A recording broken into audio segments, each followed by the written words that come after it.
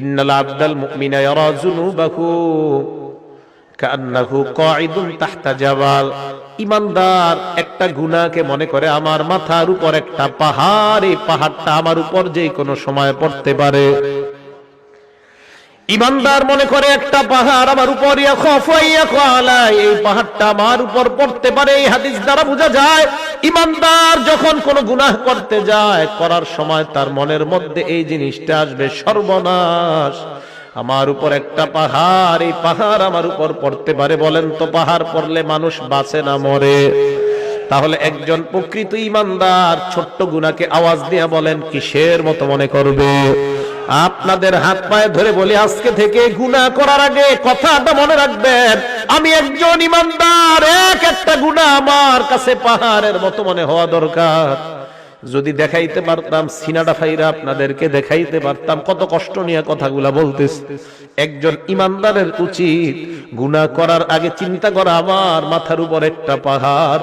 আমি এই হাদিস পড়ে চিন্তা করি সর্বনাশ, পাহাড় পড়লে তো মানুষ বাঁচে না, এর মানে একটা গুনাহ মানুষকে শেষ করে দিতে পারে, একটা গুনাহ।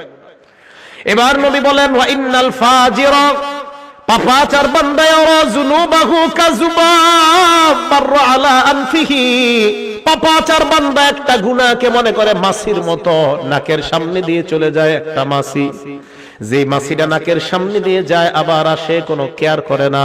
একটা মাছি আমার সামনে দিয়ে গেছে, গুনাহকে কোনো গুনাহ মনে করে না। পাপাচার বান্দা গুনাহকে গুনাহ মনে করে না, গায়ে হলুদের অনুষ্ঠান করে কিছু মনে করে না, সাউন্ড বক্স বাজায় গান বাজায় কোনো কিছু মনে করবে না, বিশাল বড় বড় গানের পার্টি করবে কিছু মনে করবে না। তার কাছে মনে হবে একটা মাছির ডানা আমার সামনে দিয়ে যায় আবার আসে। বলেন তো যদি ঈমানদার হয় ওই গুনাহ কিসের মতো মনে হবে? মনে থাকবে নি? এবার শোনেন, নবী বলেন যদি গুনাহ হয়ে যায় আল্লাহর কাছে তওবা করো, আল্লাহ তোমার জিন্দেগীর গুনাহগুলো মাফ করে দিবেন। হাদিসের মধ্যে নবী উদাহরণ দিয়ে বুঝায়, লাল্লাহু আফরাহু বিতাওবাতি আবদিহি মিন রাজুল নাযালা মানজিলাত ওয়া বিহি মাহলাকা। কোন বান্দা একটা সফরে বের হয়, বের হওয়ার পর ওই বান্দা সফর করতে করতে অনেক দূর যায়, যাওয়ার পর হঠাৎ বান্দা এক জায়গায় বিশ্রাম নেওয়ার জন্য সফর বিরতি দেয়। হঠাৎ আশেপাশে তাকায় দেখে কোনো মানুষ নাই, ঘর নাই, ঘর বাড়ি কিছু নাই। যেই কোনো মুহূর্তে তার উপর কোনো হিংস্র প্রাণী আক্রমণ করতে পারে, অথবা কোনো ডাকাত দল তার উপর আক্রমণ করতে পারে। আশেপাশে তাকায় দেখে কেউ নাই, কেউ নাই। এবার ওই বান্দা, তার সাথে তিনটা জিনিস আছে। এক নাম্বার মাহু রাহিলা, তার সাথে আছে তার বাহন, বাহন। দুই নাম্বার আলাইহা তাআমুহু ওয়া শারাবু, ওই বান্দার বাহনের উপর তার খানা এবং তার পানি তার বাহনের উপর। শুনেন, এক ব্যক্তি সফরে বের হয়, বের হওয়ার পর যাইতে যাইতে হঠাৎ এমন একটা জায়গায় যাত্রা বিরতি দেয়, যেই জায়গায় যাত্রা বিরতি দেওয়ার পর আশেপাশে তাকায়া দেখে কেউ নাই, যেই কোনো মুহূর্তে তার জীবনটা চলে যাওয়ার আশঙ্কা। এমন একটা ভয়ঙ্কর মুহূর্তে ওই বান্দা এবার তার সাথে মাত্র তিনটা জিনিস, ওয়াবিহি মাহলাকা, প্রাণ নাশের আশঙ্কা, মাহু রাহিলা, তার বাহন আছে, খানা আছে, পানি আছে, আর কিচ্ছু নাই। বান্দা চিন্তা করলো একটু ঘুমায় নেই, ঘুম থেকে ওঠার পর আবার সফর শুরু করব। ফানামা নাওমা, বান্দা ঘুমায় যায়, ঘুমানোর পর ফাস্তাইকাযা, আবার জাগ্রত হয়। জাগ্রত হওয়ার পর তাকা দেখে তার বাহনটা হারায় গেছে। বাহন কি হয়েছে? হারায় গেছে। বুখারী শরীফের হাদিস। এখন বলেন তো বাহনের সাথে কি ছিল?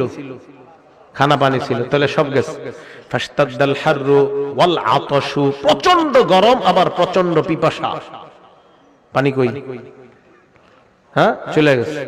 বান্দা চিন্তা করে সর্বনাশ, আমি আমার বাহন হারিয়ে ফেললাম, খাবার হারিয়ে ফেললাম, পানি হারিয়ে ফেললাম, কি করা যায়? বান্দা চিন্তা করে আবার যদি ঘরে ফিরে যাই সম্ভব না, যদি আমি আবার আমার গন্তব্যের দিকে রওনা হই তাও সম্ভব না, কারণ খানা পানি বাহন কিছুই নাই।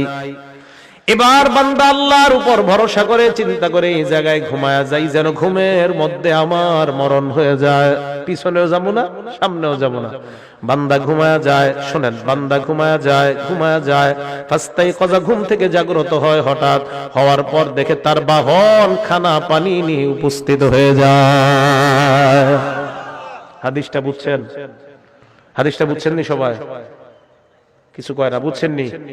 আচ্ছা, এই যে বাহন আসলো, খানা আসলো, পানি আসলো, বান্দা যে হারাইলো, হারানোর পর আবার ফিরে পাইলো, কেমন খুশি? অনেক খুশি না?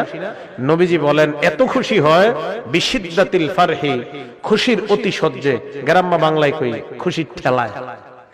কি কয়? খুশির ঠেলায় আল্লাহরে কয়, আল্লাহুম্মা আনতা আবদি ওয়া আনা রাব্বুকা, আল্লাহ আপনি আমার গোলাম, আমি আপনার রব। হ্যাঁ, আল্লাহরে কয়, মানে এ জানে না, এর মুখ দিয়ে কি বের হইছে কইতে পারে না। ঠিক আছে না কথাটা? আলে হাদিস ভাই থাকলে কেউ জবাব দেন, এই হাদিসের জবাব দেন। এই হাদিসের কি জবাব? বুখারী শরীফের হাদিসই তো, আসেনি এলাকায়? হ্যাঁ, আলে হাদিস ভাই আছে এলাকায়?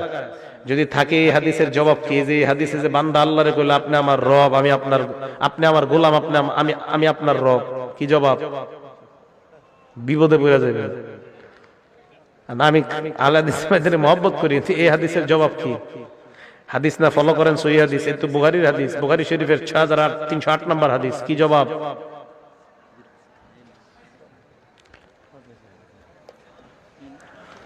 এর মানে বোঝা যায় বান্দার মাথা ঠিক ছিল না, আল্লাহরে কি বলছে বান্দার মনে নাই। বান্দা আল্লাহরে খুশির ঠেলায় বলছে, আল্লাহ আপনি আমার গোলাম, আমি আপনার রব। নবী বলেন এই বান্দা হারিয়ে যাওয়া বাহন ফিরে পাওয়ার পর যে পরিমাণ খুশি হয়, একজন বান্দা গুনাহ করার পর তওবা করলে এর চাইতে কোটি গুণ বেশি আল্লাহ খুশি হয়ে যায়। আল্লাহ এত খুশি হয় বান্দা গুনাহ করে তওবা করে আল্লাহর কাছে। তাহলে বলেন আজকে থেকে আমরা ওয়াদাবদ্ধ, গুনাহ করার পর কাউকে বলবো না, বলবো একমাত্র একজনকে। আওয়াজ দিয়ে বলেন, তিনি কে? আল্লাহ। তুমি আমার হাত দিলা, পা দিলা, চোখ দিলা, মাবুদ কত গুনাহ করলাম, চোখের মাধ্যমে, হাতের মাধ্যমে, পায়ের মাধ্যমে। আল্লাহ আমার সন্তান যদি কষ্ট পায়, আমি কষ্ট পাই, মাবুদ আমিও গুনাহ করলে তুমিও তো মনে হয় এরকম কষ্ট পাও, কারণ তুমি না আমারে কত মায়া করে বানাইলা। আল্লাহ না আমারে আপনারে মায়া করে বানাইছে। আপনার ছেলে কষ্ট পাইলে আপনার কত কষ্ট লাগে, তো আল্লাহ আমারে আপনারে বানাইছে। এই হাতটা দিয়ে যখন গুনাহ, আল্লাহ বান্দা এই হাতটা তো গুনাহ করতে দেই নাই।